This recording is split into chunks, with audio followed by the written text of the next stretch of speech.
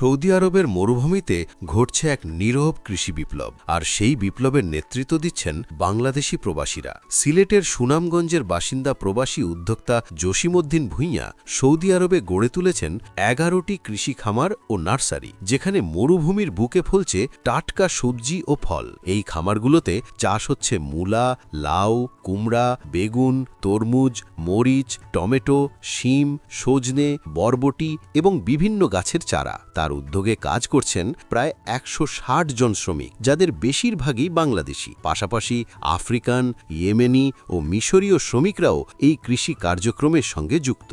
Saudi সরকারের vision ২০৩০ ও ২০৩৪ football বিশ্বকাপকে সামনে রেখে দেশ জুড়ে বৃক্ষরোপণ ও সবুজায়ন কর্মসূচি জোরদার করা হয়েছে। এই সুযোগ কাজে লাগিয়ে জসিমউদ্দিন বড় পরিসরে নার্সারি ও কৃষি ব্যবসা সম্প্রসারণ করেছেন। সরকারি ভর্তুকি ও সুবিধাও নতুন উদ্যোক্তাদের জন্য তৈরি করেছে সম্ভাবনার দুয়ার। জসিমউদ্দিন ভূঁইয়া অন্য বাংলাদেশি প্রবাসীদের কৃষিতে এগিয়ে আসার আহ্বান জানিয়েছেন এবং সহযোগিতার আশ্বাস দিয়েছেন। তার সাফল্য প্রমাণ করে পরিশ্রম আর দূরদর্শিতা থাকলে মরুভূমিতেও ফলানো যায় সবুজ স্বপ্ন।